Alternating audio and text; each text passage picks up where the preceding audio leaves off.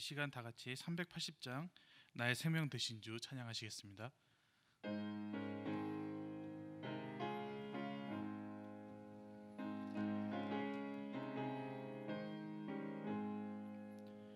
나의 생명 되신 주 주님 앞에 나아갑니다.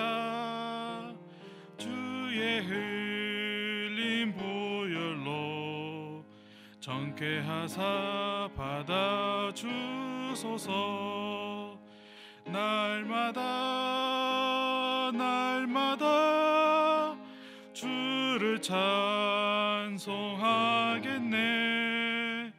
주의 사랑 줄로서 나를 굳게 잡아 매소서. 괴로운 세상 지낼 때 나를 인도하여 주소서. 주를 믿고 나가면 나의 길을 잊지 않겠네. 날마다 주를 찬송하겠네. 주의 사랑 줄로서 나를 굳게 잡아 매소서. 세상 살아갈 때에 주를 더욱 사랑합니다. 밝고 빛난 천국에 나의 영혼 들어가겠네. 날마다 주를 찬송하겠네. 주의 사랑 줄로서 나를 굳게 잡아 매소서.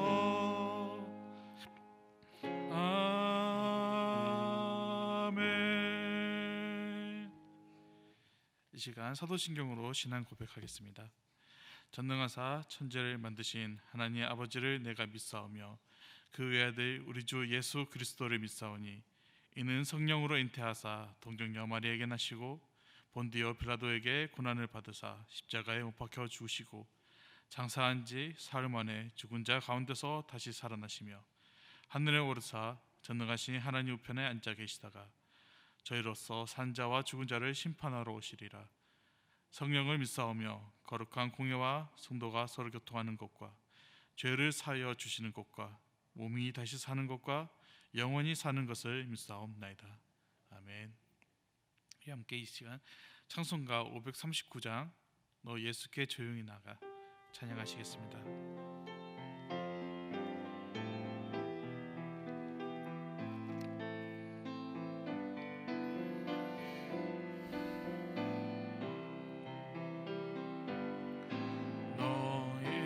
예수께 조용히 나가 내 모든 짐 내려놓고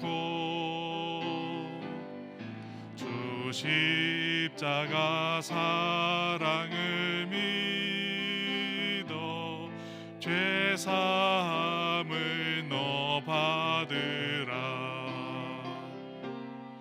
주 예수께 조용히 나가 내 마음을 쏟아놓으라. 늘은 미리 보시는 주님 그 은혜를 베푸시리. 주 예수의 은혜를 입어 내 슬픔이 없어지리. 내 이웃을 늘 사랑하여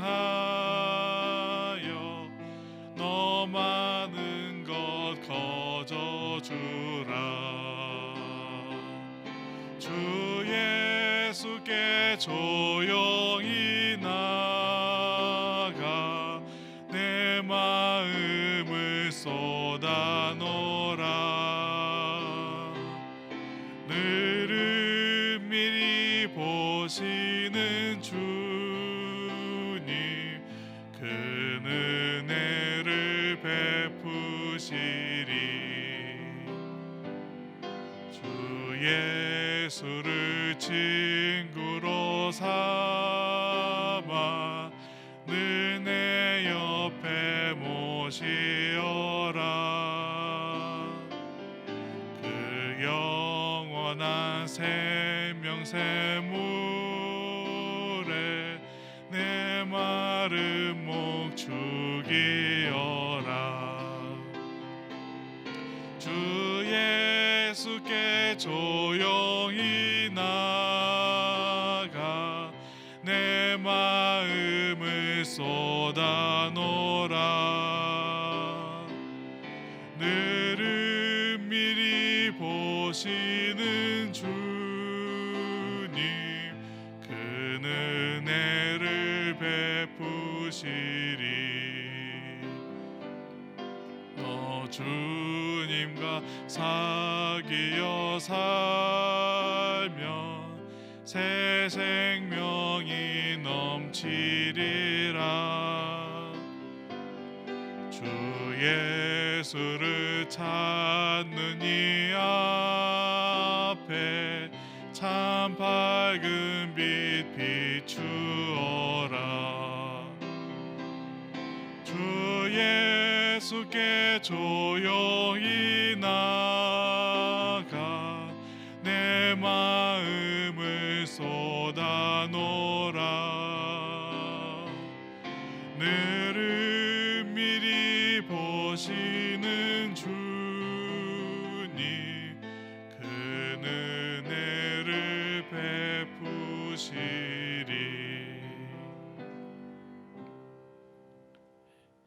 강문정 권사님 나오셔서 우리를 위해 대표 기도해 주시겠습니다. 우리의 소망 되시고 생명 되신 하나님 아버지, 지난 3일도 주님의 크신 사랑과 은혜 가운데 살게 하시고 이 시간 한 성령 안에서 예배드릴 수 있음에 진심으로 감사드립니다. 이곳 곳곳에서 간절하게 드리는 예배 위에 영과 진리로 채워주시고 어려운 이 시기에 하나님의 주권 앞에 우리의 삶을 맡기며 어디에 있든지 오직 예수 그리스도로 말미암아 의의 열매가 가득하여 하나님의 영광과 찬송되기를 간절히 기도드립니다. 그러나 힘이 부족하고 연약하여 주의 손과 주의 은혜 없이는 살아갈 수 없음을 고백합니다. 매일의 삶을 주님 은혜라고 고백하면서도 말씀대로 온전히 살지 못했음을 고백하오니 용서하여 주옵시고 부족하고 연약한 이 믿음이 이 예배를 통하여 귀한 말씀 안에서 선한 결단으로 이어지는 귀한 예배 되게 하옵소서. 1년 넘게 생각지 못한 바이러스로 지치고 힘든 삶으로 이어지고 있습니다. 그러나 흑암 속에서 희망을 불출하는 믿음 주시고 위로의 성령님 붙들어 주셔서 구름 기둥과 불 기둥이 저희 앞에서 떠나지 아니하시사 언제나 주님의 구별된 은혜 아래 있게 하셨음에 또한 감사드립니다. 언아웃기는 하루속히 백신이 부작용 없이 잘 접종되어 나라의 경제와 사회가 안정되게 하옵소서.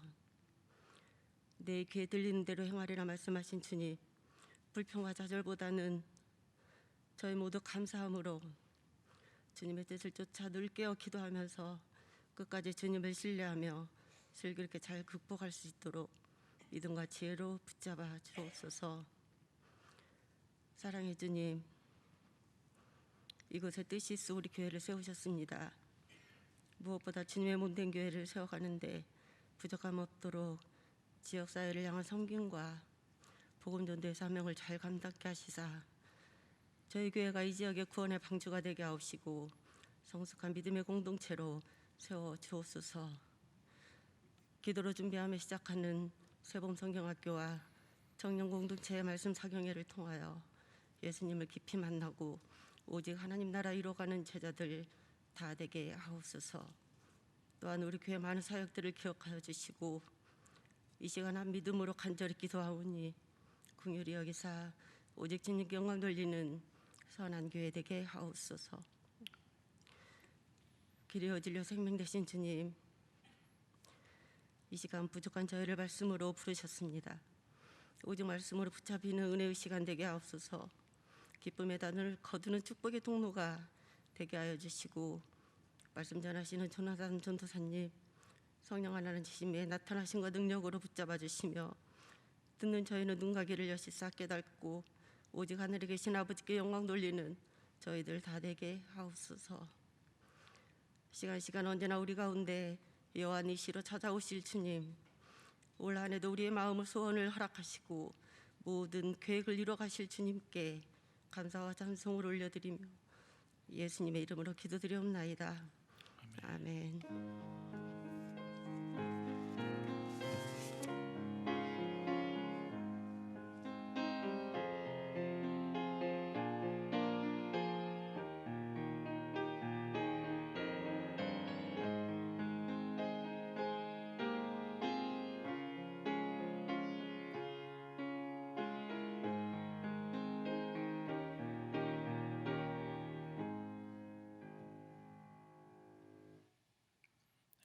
오늘 함께 살펴볼 하나님의 말씀은 마태복음 5장 13절에서 16절 말씀입니다. 마태복음 5장 13절에서 16절입니다.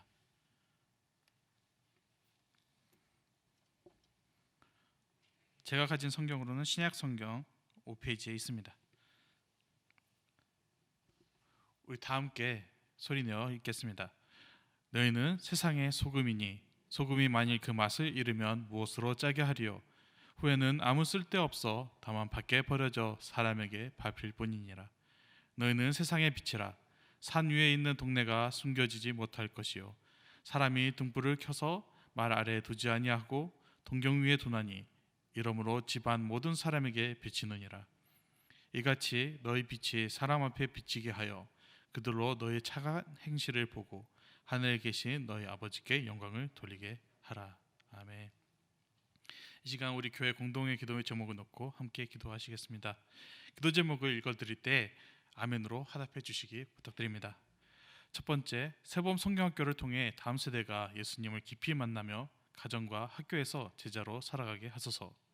두 번째, 청년 공동체 말씀 사경회를 통해 청년들이 복음과 성령의 능력으로 하나님 나라를 이뤄가는 제자가 되게 하소서. 세 번째, 가정 예배가 가족의 지성소가 되고 아버지들이 믿음의 제사장이 되게 하소서. 네 번째, 비국 이웅재 임미경 선교사와 성경교회 지체들이 코로나 감염으로부터 지켜주소서. 이 네 가지 갖고 함께 기도하시겠습니다. 주의 하나님 아버지 감사드립니다. 주님의 은혜로 인하여 주님께 찬양하고 주님께 예배를 올려드리고 한 마음을 모아 주님께 기도를 올려드립니다. 하나님 아버지, 이번 21일부터 성경교회를 통해 다음 세대가 예수님을 같이 만나고 하나님 주님의 안에서 기뻐하고 가정과 학교에서 제자로서 살아갈 수 있도록 주여 하나님 인도해 주시고 그들에게 주님의 제자로서 살아가는 기쁨을 알게 인도하여 주옵소서. 청년 공동체 말씀 사경회를 주님께서 인도하여 주시고 청년들이 복음과 성령의 능력으로 하나님 나라를 이루어가는 제자가 되도록 인도하여 주옵소서. 하나님 아버지, 가정 예배가 가족의 지성소가 되고 주님의 예배가 하나님 아버지 가정 안에서 활성화되어 하나님의 하나님 자녀들이 주님의 하나님 제자들이 주님의 말씀 안에서 기쁨 안에서 살아갈 수 있도록 가정의 화평을 이룰 수 있도록 주여 인도하여 주옵소서. 비국의 이문재 임경 선생님과 성경학교 지체들이 주님께서 코로나로부터 보호하여 주시고 하나님 아버지 그분들이 그곳에서 주님의 하나님 아버지 사랑과 하나님 더욱더 하나님 모든 사람에게 밝히는 하나님 주님의 하나님 성과 빛의 하나님 진짜로 살아가게 인도하여 주옵소서.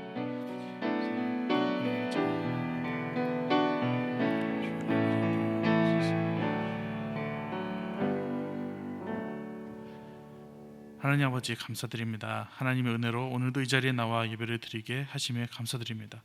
21일부터 새봄 성경학교가 이제 시작이 됩니다. 비대면이라는 특수한 상황 속에서 아이들과 만나지 못하고 영상으로 진행되어야 하기 때문에 많은 고민과 걱정이 있지만 이 안에서도 주님께서 이루신 놀랍고 경이로운 일들을 기대합니다.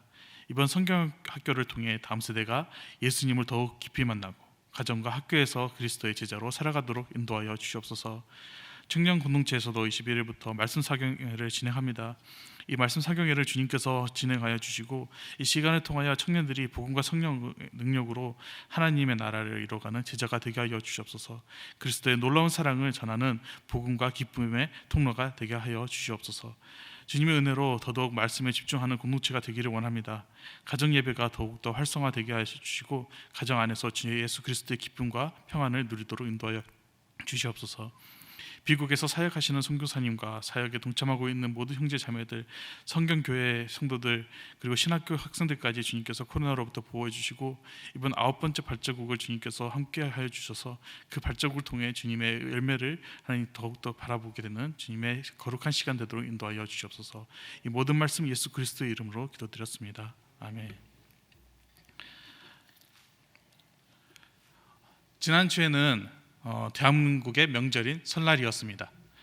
설날에 그냥 집에 있기만 좀 그러다 아닌 것 같아서 동생들과 같이 뭔가 맛있는 걸 먹으려고 한번 밖을 이렇게 쭉 돌아봤는데 역시나 거의 모든 식당들이 닫혀 있더라고요. 그래서 어떻게 할까 하다가 그냥 재료를 구입해서 알아서 집에서 해서 만들어서 먹자 하면 해서 사골육수나 이제 떡국 재료들을 여러 가지를 사서 집에 들어와서 육수를 끓이고 떡을 넣고 만두도 넣고 심지어 수제비까지 대파, 양파, 마늘, 계란까지 넣어서 맛있게 떡국을 끓였습니다. 마지막에 이렇게 간을 보는데 너무 밍밍해서 뭔가 잘못 넣었나? 아니면 뭔가 더 넣어야 되겠다 싶어 간장을 넣을지 그냥 MSG를 넣을지 아니면 치킨 스톡을 넣을지 막 고민을 많이 했습니다. 그러다가 그냥 먼저 소금만 약간 한번 넣어보자 해서 소금을 약간만 넣었는데도 떡국의 맛을 최대로 올려주더라고요. 그래서 이제 떡국을 맛있게 만들어서 딱 내놨는데 동생이 나 떡국 별로 안 좋아하는데 하면서 저는 약간 그 말 듣고 약간 상처를 받았는데 또 막상 먹기 시작하니까 엄청 맛있다고 막 많이 먹는 거예요. 그리고선 한 그릇 더 달라고 이렇게 얘기를 하더라고요. 이렇게 소금이란 것은 약간만 들어가도 한 음식의 맛을 최고로 끌어올려 줍니다. 짠맛이 추가되는 것이 아니라 그 음식의 본연의 맛을 나타나게 해주죠. 참고로 수박에다가 소금을 뿌리면 달콤한 맛이 더 드러나고 우유에다 뿌리면 그 고소한 맛이 더 드러난다고 합니다. 오늘 함께 읽은 말씀에도 예수님께서 우리에게 소금으로 빛으로 살아야 함을 말하고 있습니다. 아마 소금과 빛이라는 이 말씀을 메시지를 여러분께서 아마 최소 한 번은 들어보셨을 겁니다. 그럼에도 불구하고 이 본문을 정한 이유는 이 말씀이 저의 약속의 말씀입니다. 그리고 이 약속의 말씀을 읽으면서 이 말씀을 제가 머리로만 이해하고 있던 것을 드디어 마음으로 이해하게 됐다는 것을 깨달아서 이 말씀을 정하게 되었습니다. 처음에 2021년에 저희가 이제 새해 약속의 말씀 카드를 뽑을 때 이 약속의 말씀을 딱 보면서 약간 실망을 했습니다. 하나님께서 좀 나를 위로해 주시고 사랑해 주시는 말씀을 주셨으면 했는데 너희는 소금과 빛이 되어라. 맛을 잃으면 벌어질 것이다. 이런 말씀 들으니까 약간 주님 저를 좀 더 사랑해 주시면 안 될까요? 하는 마음 품었지만 이 말씀 묵상하면 묵상할수록 주님께서 나를 정말 사랑하고 계시는구나. 주님께서 나를 크게 사용하시려고 하시는구나라는 것을 깨달아서 이 말씀을 여러분과 함께 나누려고 합니다. 오늘 마태복음 5장 13절에서 26절 말씀을 통해 이 세상에서 소금과 빛으로 살아간다는 것이 무슨 의미인지 어떻게 살아가야 하는지 한번 나누고자 합니다. 그 첫 번째로는 소금은 녹아 사라져야 합니다. 13절 말씀입니다. 너희는 세상의 소금이니 소금이 만일 그 맛을 잃으면 무엇으로 짜게 하리요? 후에는 아무 쓸데 없어 다만 밖에 버려져 사람에게 밟힐 뿐이니라. 여기서 가장 먼저 등장하는 단어는 너희는입니다. 이 본문의 말씀이 누구에게 향해져 있는지 아는 것도 상당히 중요합니다. 여기서 말하는 너희는 어떻게 보면 당연히 우리를 향해서 말씀하신 것이겠죠. 하지만 또 여기서 자세히 또 살펴보면 확실하게 알 수 있는 것이 이 본문이 마태복음 5장에 적혀 있는 것을 보면 우리는 하나님께서 이걸 누구에게 말씀하고 계셨는지 우리는 알 수 있습니다. 마태복음 5장 하면 바로 떠오르는 단어가 있습니다. 상산수훈이죠. 팔복을 전하는 본문으로서 아주 유명합니다. 그리고 이 팔복에서 말하는 것은 의를 위해 고난을 받고 박해받는 자는 천국이 그들의 것이요 복이 있을 것이다 이렇게 얘기하고 있습니다. 그리스도를 위해 고난을 받는 자, 하나님을 위해 살아가는 자, 박해를 받는 자는 복이 있고 천국이 그들의 것이다, 이렇게 얘기하고 있죠. 5장 10절에서 11절입니다. 의를 위하여 박해를 받는 자는 복이 있나니 천국이 그들의 것임이라. 나로 말미암아 너희를 욕하고 박해하고 거짓으로 너희를 거슬러 모든 악한 말을 할 때에는 너희에게 복이 있나니. 그리스도를 따르는 자들에게, 하나님의 자녀들에게 말씀을 하고 있는 것입니다. 오늘 함께 읽은 본문인 13절에서 16절 말씀은 이 팔복의 주제를 최종적으로 결론을 지어주고 어떻게 살아가야 되는지 하나님께서 이제 길을 인도해 주시고 있습니다. 의를 위해 고난을 받는 자들에게 너희는 세상의 소금과 빛이니 그 소금과 빛으로서 살아가야 한다, 그 역할을 감당해야 된다, 이렇게 알려주고 있는 것입니다. 예수님께서는 소금이 되어라, 빛이 되어라 말씀하신 게 아니고 너는 이미 소금이고 빛이라, 이렇게 얘기하고 있는 것이죠. 여기서 예수님께서 너희는 그 다음에 말하는 게 세상의 소금이다, 이렇게 얘기하고 있습니다. 이 세상이라는 단어는 우리가 보면 그냥 알고 있는 일반 세상이라고 생각할 수 있지만, 여기서 우리가 주목해야 될 것은 마태복음은 마태라는 저자가 유대인들에게 이 말을 전했다는 것입니다.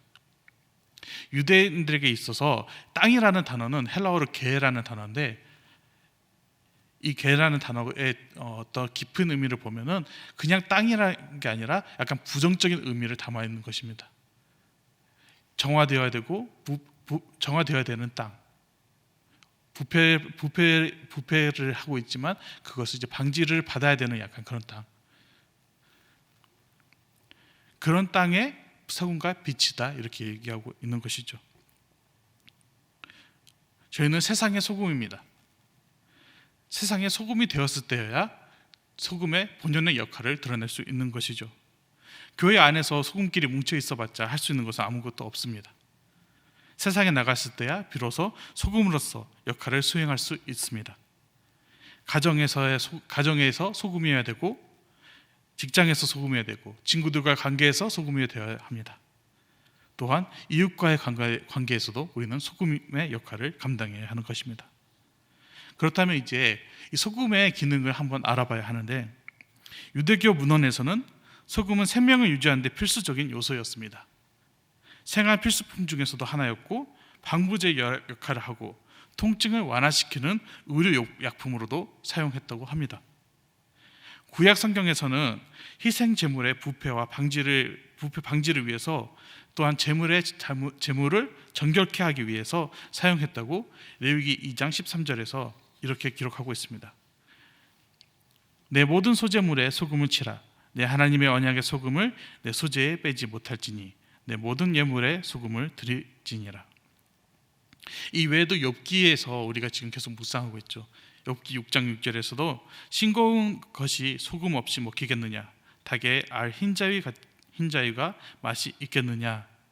욥은 자신의 괴로운 삶을 소금치지 않는 맛없는 음식에 비유를 하고 있습니다.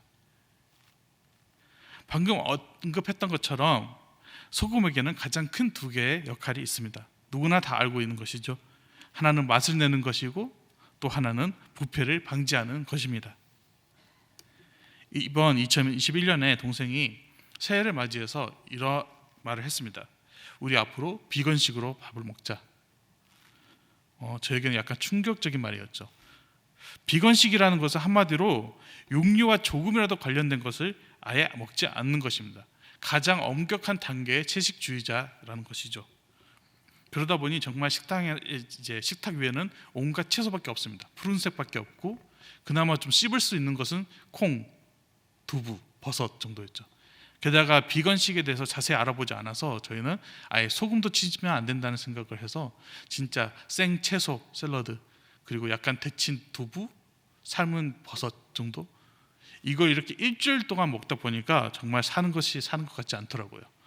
뭔가 좀 소금이 쳐져 있는 고기를 막 씹고 싶고 먹고 싶은데, 여동생은 우리 채식주의자로 나가야 된다 막 이렇게 얘기를 하고 있으니까 이걸 동생과 같이 이렇게 좋은 관계를 계속 유지하고 싶어서 같이 하고 싶기도 한데 마음속에는 고기를 먹고 싶고, 그렇게 근데 일주일, 2주일을 이렇게 먹다 보니까 동생도 이제 이게 아닌가 싶다 이렇게 얘기하더라고요. 그래서 우리 앞으로 일주일에 딱 2번만 비건식을 먹자 이렇게 결국 이렇게 합의를 봤습니다. 그리고 비건식을 어떻게 더 맛있게 요리할 수 있는지 알아봐서 오븐도 장만을 해서 오븐에다가 소금도 이제 치고 맛있게 요리를 했죠. 소금 간을 한 요리와 소금 간을 하지 않은 요리의 차이는 정말 어마어마합니다. 그 음식의 본연의 맛을 살려주지 못하기 때문이죠. 이렇게 요리에 소금을 치면은 소금이 자신의 존재감을 막 드러내서 알갱이가 녹지 않고 막 굴러다니는 것이 아니라 바로 녹아서 사라집니다. 소금을 쳤는지 안 쳤는지 우리가 육안으로는 확인할 수 없을 정도죠. 하지만 그 요리의 맛을 보면 이 요리에 소금간이 되어 있구나라는 것을 우리는 바로 알 수 있습니다. 그게 바로 소금의 사명이죠. 이번 여름 세범 성경학교를 준비하면서 유년부와 아동부, 초등부가 이렇게 함께 합쳐서 외부 활동 프로그램을 준비를 했습니다. 성령님의 인도하심을 받아 거룩한 삶을 살았던 분들의 발자취를 따라가 보는 것이었죠. 그분들의 흔적을 찾아가 보고 그분들의 삶을 통해 그리스도인으로서 살아가는 것이 무엇인지 느껴보는 활동 프로그램입니다. 준비하면서 정말 다양한 선교사님의 생에 대해 알게 되었습니다. 그분들이 어떻게 이 땅에 왔는지, 복음을 위해 어떻게 살아가셨는지, 어떻게 섬기셨는지, 그리고 어떻게 돌아가셨는지까지 알게 되었습니다. 양화지는 그 중에서도 대표적인 장소였죠. 아마 많은 분들께서도 양화진을 방문해 보셨을 겁니다. 그리스도인으로서 있어 양화진은 꼭 한 번쯤은 방문해 봐야 되는 장소입니다. 저도 양화진을 정말 많이 방문해 봤지만 매번 찾아갈 때마다 정말 새롭고 많은 것을 느끼게 됩니다. 이번에도 같이 전도사님들과 방문하면서 둘러보면서 새로운 것을 또 다시 발견하게 됐는데 그것은 바로 묘지에 여성 선교사님들이 정말 많이 있다는 것과 또 전혀 이름도 언제 오셨고 언제 돌아가셨는지도 알려지지 않은 선교사님도 계셨다는 것입니다. 특히 여성 선교사님 중에서 제가 되게 존경하는 선교사님 한 분이 계시는데 바로 루비 캔드릭이라는 선교사님입니다. 그분의 스토리를 보면서 정말 많은 감동을 받았죠.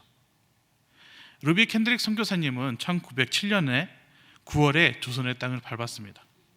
그리고 조선에 도착하여서 아주 유명한 글을 남겼죠. 만일 내게 1천의 생명이 있다면 그것을 모두 조선에게 주겠노라. 이 글은 그녀를 파송한 텍사스의 에벳 청년회 컨퍼런스에 전달이 되었고 많은 이들을 감동시켰죠. 그만큼 그녀의 조선을 향한 사랑은 정말 어마어마했습니다. 하지만 1908년 6월 19일에 조선의 땅을 밟은 지 1년도 되지 않아서 선교사님은 맹장염에 걸려서 25살이라는 젊은 나이에 하나님의 부르심을 받았습니다. 본격적인 선교 활동도 하지 못하고 그저 언어 교육과 문화 교육을 받는 도중에 하나님의 부르심을 받은 것이죠. 누가 보면 정말 헛된 희생이다, 아무런 가치가 없는 희생이다 라고 얘기할 수 있지만 선교사님이 남기신 유언과 마지막 편지를 보면 그분이 자신의 희생이 헛되지 않았음을 확실하게 알고 있음을 우리는 발견할 수 있습니다. 선교사님이 이런 유언을 남기셨는데요. 만일 내가 죽으면 텍사스 청년들에게 가서 10명씩, 20명씩, 50명씩 조선으로 오라고 일러 주십시오. 이 유언은 바로 텍사스의 에벳 청년회 컨퍼런스에 전달이 되었고 많은 청년들의 마음을 뜨겁게 불태웠습니다. 그렇게 그곳에서 선포가 되었고 20명의 청년들이 조선의 땅으로 가기로 결정을 했고 조선의 땅으로 출발을 했습니다. 그리고 많은 후원금들이 모여졌고 그 모든 후원금은 조선의 복음화를 위해서 헌금이 되었죠. 선교사님은 자신이 죽음이 헛되지 않았음을 확실하게 알고 있음을 그녀가 남긴 마지막 편지에 이렇게 드러나고 있습니다. 어머니, 아버지, 어쩌면 이 편지가 마지막일 수도 있습니다. 제가 이곳에 오기 전 뒤뜰에 심었던 한 알의 씨앗으로 인해 이제 내년이면 온 동네가 꽃으로 가득하겠죠. 그리고 또 다른 씨앗을 만들어내겠죠. 저는 이곳에 작은 씨앗이 되기로 결심했습니다. 제가 씨앗이 되어 이 땅에 묻히게 되었을 때 아마 하나님의 시간이 되면 조선 땅에는 많은 꽃들이 피고 그들도 여러 나라에서 씨앗이 될 것입니다. 저는 이 땅에서 저의 심장을 묻겠습니다. 바로 이것은 조선에 대한 제 열정이 아니라 하나님께서 조선을 향한 열정이라는 것을 알게 되었습니다. 어머니, 아버지 사랑합니다. 그녀는 예수님이 말씀하신 세상의 소금이 되라는 그 말을 너무나도 잘 알고 있었습니다. 자신이 녹아 사라졌을 때 비로소 그리스도가 드러나고 그분의 역사가 나타나는 것을 알고 있었죠. 그렇기에 그녀는 당당하게 외칠 수 있었던 것입니다. 나에게 1000개의 생명이 주어진다 하더라도 그 모든 생명을 조선을 위해 바치겠다. 루비 캔들 선교사님 외에도 양화지는 정말 많은 선교사님들이 묻혀 있습니다. 예수 그리스도의 사랑을 전하기 위해 목숨을 내놓고 자신의 삶을 희생한 선교사님들이 정말 많이 있죠. 그리고 그 중에는 저희들에게 이름도 알려지지 못하고 그분들 어떤 사역을 하셨는지도 알려지지 못한 분들이 의외로 많이 있다는 것을 우리는 발견할 수 있습니다. 이런 분들의 이야기를 살펴보면서 정말 동시에 부끄러워지기도 하면서 다시 가슴이 뜨겁게 불타오르기도 했습니다. 내가 지금 무엇을 할 수 있는지에 대한 고민을 하게 되고 이 시대에 내가 어떻게 소금으로서 빛으로서 살아갈 수 있는가 하며 고민을 하게 되었습니다. 지금 21세기에 소금으로 살아간다는 것은 어떤 의미가 있는지 고민을 하게 됐습니다. 아마 이 질문에 대한 해답은 각자 말씀을 통해서 각자의 해답을 얻을 수 있겠지만, 하지만 하나 확실한 것은 우리가 이 세상의 소금과 빛으로 살아간다는 것은 나의 삶을 희생한다는 것이죠. 하영록 회장님이라는 분의 페이버라는 책에 이런 글이 있습니다. 어떻게 3초 만에 하나님의 뜻인지 알 수 있을까요? 그리고 회장님이 이렇게 대답했다고 합니다. 아주 간단합니다. 제가 희생하는 것이 바로 하나님의 뜻입니다. 이런 이 희생의 모습을 가장 저에게 잘 알 수 있도록 보여주신 분은 바로 예수 그리스도입니다. 예수님께서 희생의 커다란 예를 보여주셨죠. 하늘의 보좌에서 내려오셔서 인간의 육체를 입으시고 우리를 구원하시기 위해 온갖 모욕과 치욕을 당하시고 십자가에 매달려 죽으신 것을, 그리고 부활하신 것을 우리는 너무나도 잘 알고 있습니다. 하지만 좀 더 다르게 생각해 보면, 내가 살기 위해, 나라는 사람이 살기 위해서 누군가 희생이 되었다, 이렇게 생각해 보면 좀 더 깊이 다가오더라고요. 나라는 사람이 살기 위해서 어떤 사람이 죽어야만 했다라는 것을 생각해 보니 이건 쉽게 넘길 수 있는 것이 아니다, 이렇게 생각이 들었습니다. 그리고 그 나를 위해서 죽은 사람을 위해서 내가 보답할 수 있는 길이 그 어디에도 없다라는 것을 생각했을 때는 너무나도 가슴이 답답하기도 했습니다. 그런데 그 보답할 수 있는 길조차도 내가 마련한 것이 아니라 하나님께서 마련해 주셨다는 것이죠. 내가 주님께 마땅히 드려야 하는 보답을 바로 다른 이에게 주는 것입니다. 나에게 생명을 주신 주님께서 나에게 원하시는 것이 바로 세상의 소금과 빛으로 살아가는 것이기 때문입니다. 지금 시대에는 우리가 자신을 희생하고 살아간다는 것이 얼마나 힘든 것인지 우리는 너무나도 잘 알고 있습니다. 왜냐하면 나에게 남아 도는 것을 주는 것이 희생한 게 아니기 때문이죠. 나의 가장 소중한 것을 나눠주는 것이 희생이기 때문입니다. 그런 삶이 절대 쉬울 수 없죠. 너무나도 힘들고 고통스럽고 괴로울 것입니다.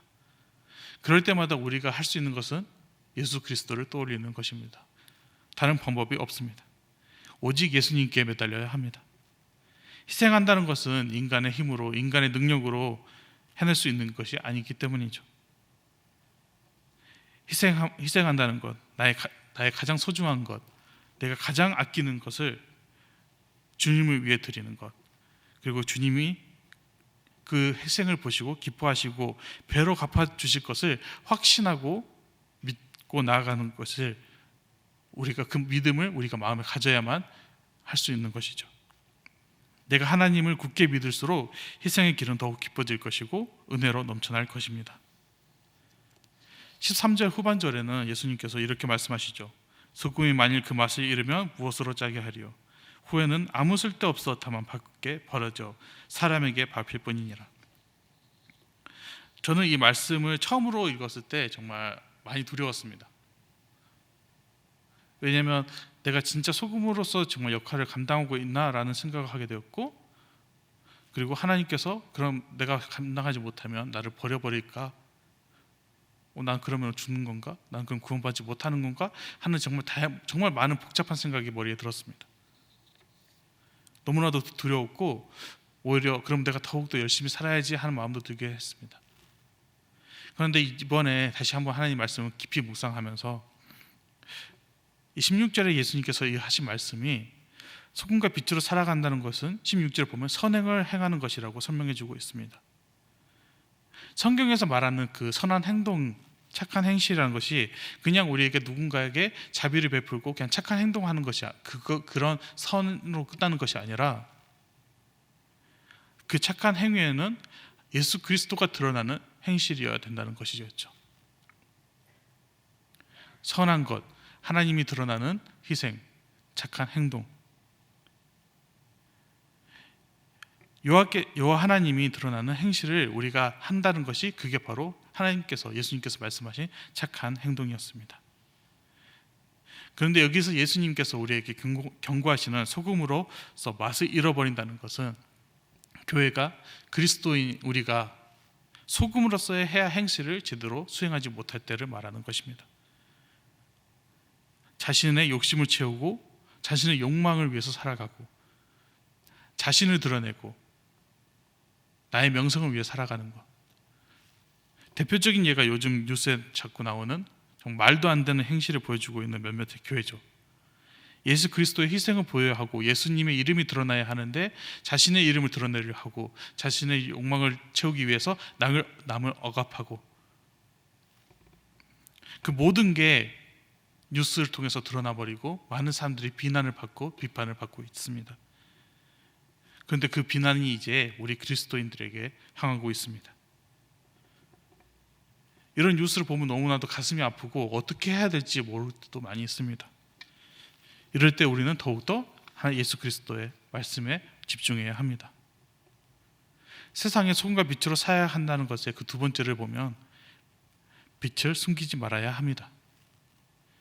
14절과 15절 보겠습니다. 너희는 세상의 빛이라 산 위에 있는 동네가 숨겨지지 못할 것이요 사람의 등불이 커서 말 아래 두지 아니하고 등경 위에 두나니 이러므로 집 안 모든 사람에게 비치느니라. 세상은 기독교를 개독교라고 욕을 하고 있습니다.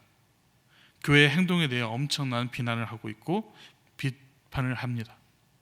지금도 기독교나 교회 관련 뉴스를 찾아보면 정말 많은 댓글들이 교회를 안 좋게 바라보고 있습니다. 이런 기사를 보면 정말 마음이 아프기도 합니다. 왜 세상의 사람들은 교회를 이렇게까지 요구하고 비난하는 것일까라는 생각을 하게 되죠. 그리고 이런 댓글을 보면서 저는 이런 생각을 하게 되었습니다. 세상이 우리를 비난하는 것은 교회가 교회다운 모습을 보여주지 못했기 때문이구나.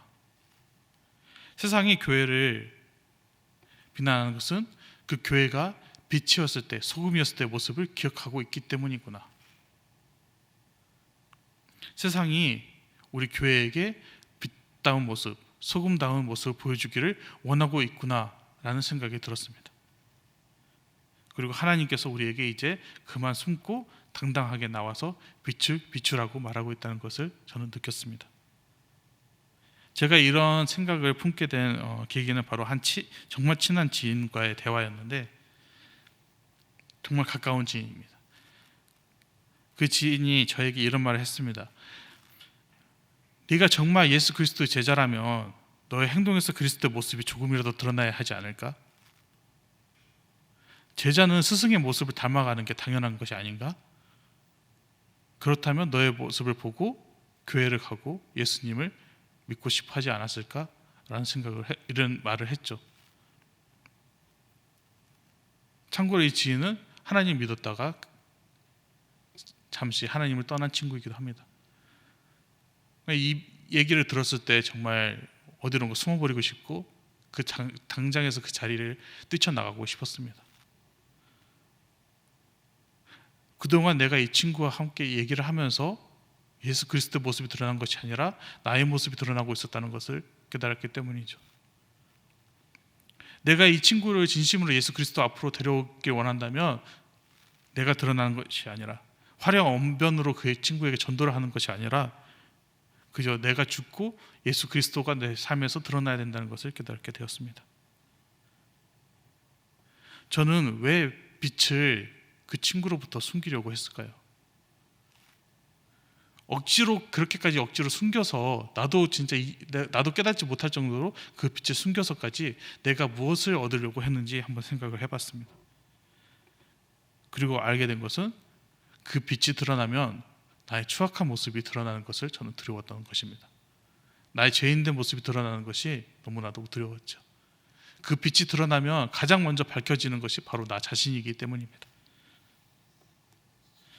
그렇게 빛이 드러나고 세상에 밝히기 위해서 먼저 나의 가장 속에 몰래 꽁쳐놨던 감춰뒀던 치부들, 모든 죄악들을 다 드러내야 되기 때문에 그것이 너무나도 두려워서 그렇게 하지 못하고 있었던 것을 알게 되었습니다. 그래서 제가 가장 먼저 한 것은 바로 무릎을 꿇고 하나님께 회개의 기도를 하는 것이었습니다. 내가 진정 죄인이라는 것을 고백하고 이런 죄인이 살기 위해서 예수 그리스도께서 십자가 못 박히셔서 돌아가셨다는 것을 고백하는 것이었죠.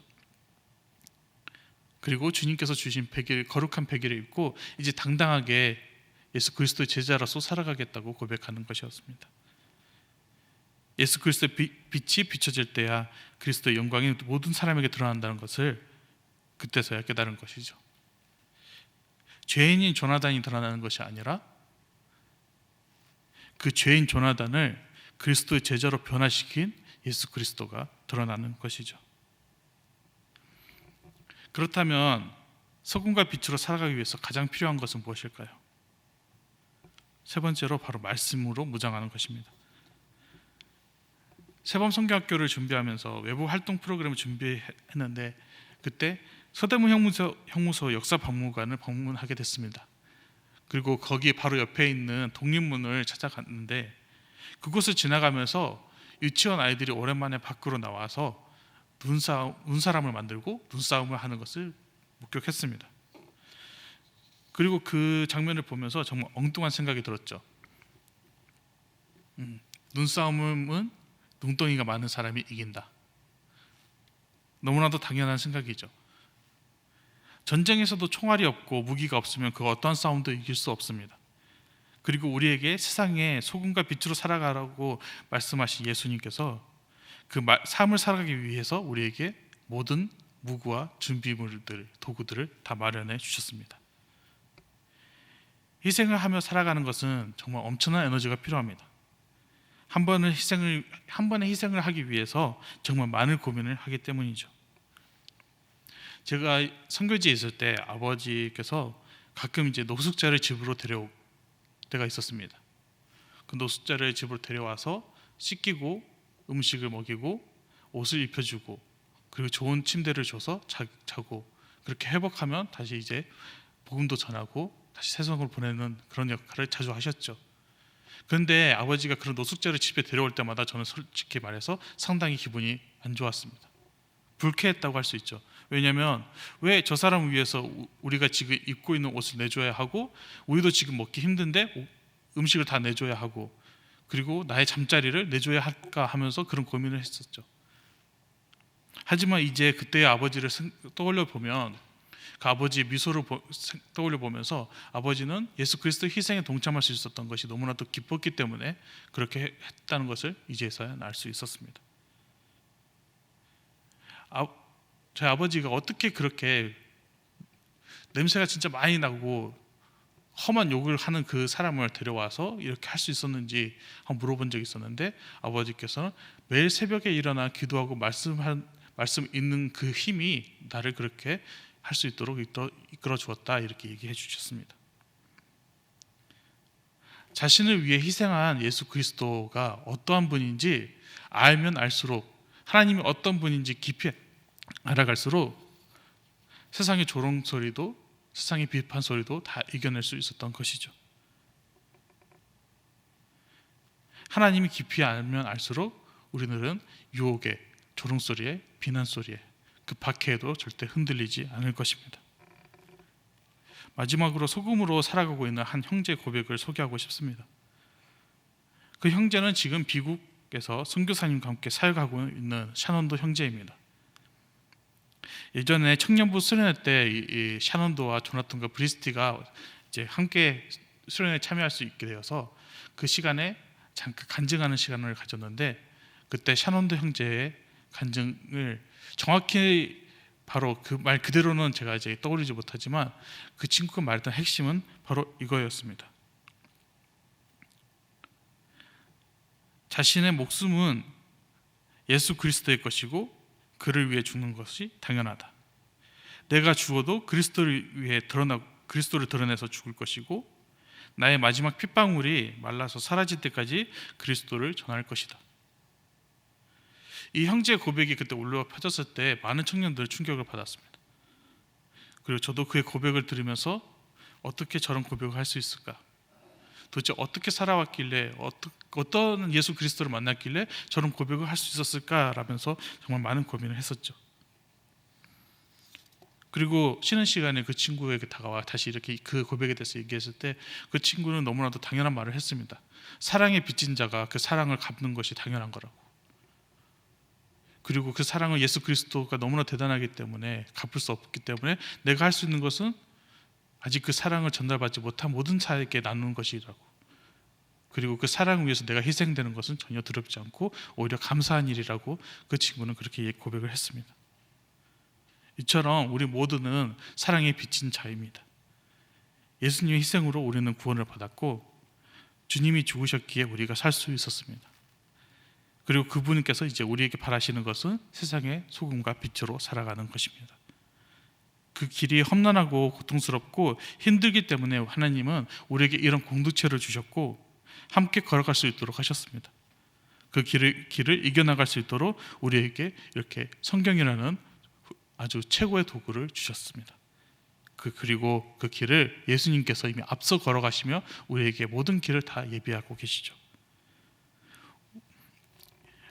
이제 우리 모두 주님이 주신 말씀 붙잡고 소금과 빛으로 세상을 치유하고 밝히는 삶을 살아가고 두려워하지 않고 기뻐하며 승리해 나가는 서울 홍수교 공동체가 되기를 주님의 이름으로 축복합니다.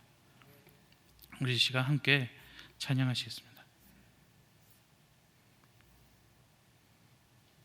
찬송가 323장입니다.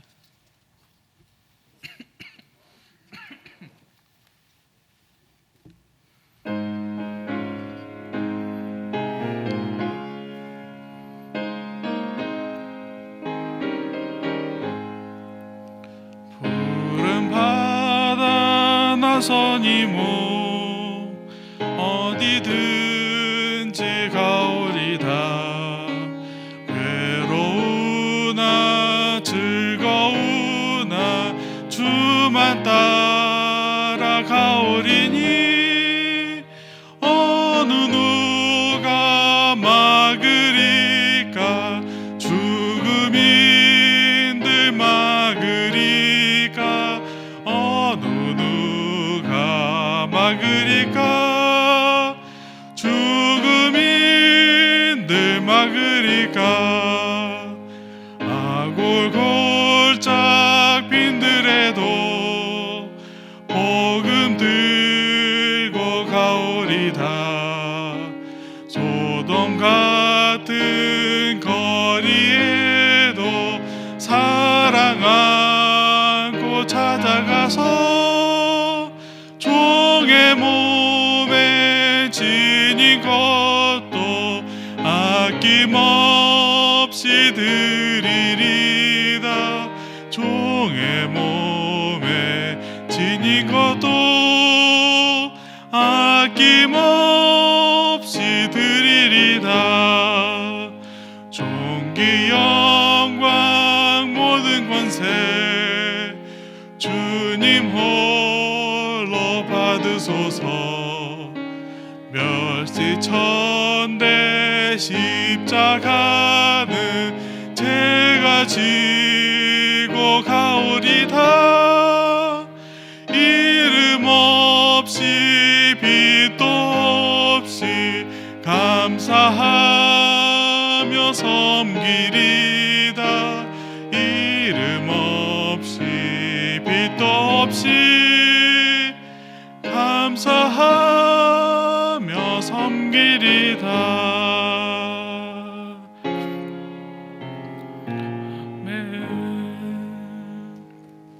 우리 이 시간 함께 기도하는 시간을 가졌으면 합니다.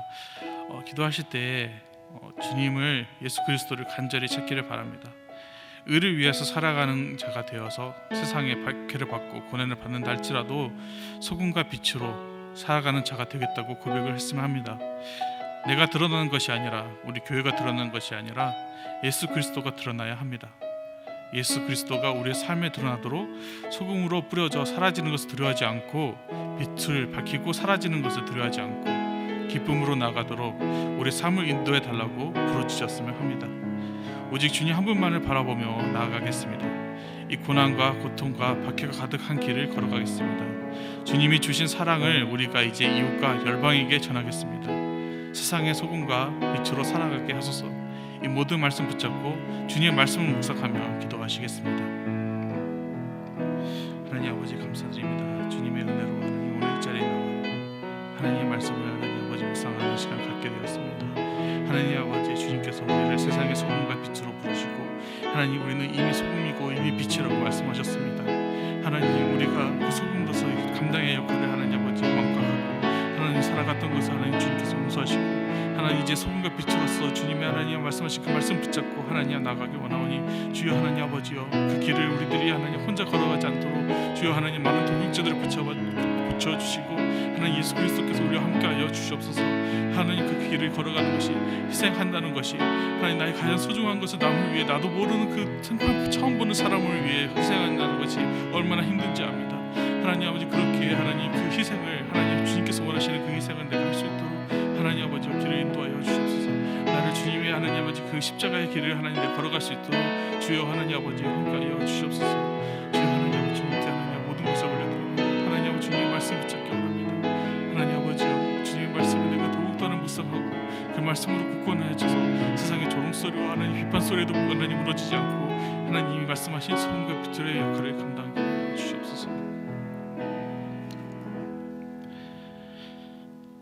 하나님 아버지 감사드립니다. 주님의 사랑이 우리를 어두운 세상에서, 죽음에서 구원해 주셨습니다. 내가 살기 위해, 나의 목숨이 보존되기 위해, 나의 영혼이 구원받기 위해 예수님께서 돌아가셨음을 우리가 잊지 않고 기억하게 하여 주시옵소서. 그리스도가 이제 우리의 스승이 되셨고 주님이 되셨습니다. 그리고 우리에게 세상의 소금과 빛이 되라고 하셨습니다. 주님의 사랑에 보답할 길조차도 없었던 우리에게 그 길을 열어주심에 감사드립니다. 주님이 주신 사랑에 보답하기 위해 우리는 이제 세상으로 나가기 원합니다. 세상의 소금으로서, 빛으로서 사명을 다하고자 합니다. 그 길이 어렵고 고통스럽고 박해로 가득 차 있지만 우리는 앞으로 나가기 원합니다. 그 길에 예수 그리스도께서 함께하고 계시기 때문에 우리는 쓰러지지 않고 나갈 수 있습니다. 많은 선교사님들이 우리나라에 오셔서 목숨을 내놓고 예수님의 사랑을 전한 것처럼 우리 이웃을 위해 우리의 가장 소중한 것을 내놓을 수 있는 용기와 지혜와 사랑을 허락해 주시옵소서. 주님의 사랑의 빛을 진 자로서 예수 그리스도의 사랑을 전하도록 인도하여 주시옵소서. 두려워하지 않게 하여 주시옵소서. 그리스도의 제자로서 담당하게 주님의 향기를 드러나게 하여 주시옵소서. 우리를 사랑하시어 자신의 희생을 제물로 주신 주 예수 그리스도의 이름으로 기도드렸습니다. 아멘. 기도하겠습니다. 지금은 우리 주 예수 그리스도의 은혜와 하나님의 사랑하심과 성령 하나님의 교통하심의 은혜가 여전히 어둠이 있고 고난이 있는 세상 속에서 다시 한번 하나님의 말씀 앞에 세상의 빛과 소금으로 살아가기를 결단하고 소망하는 예수 믿는 성도들 머리 위에 이 은혜가 영원토록 함께 있을지어다. 아멘.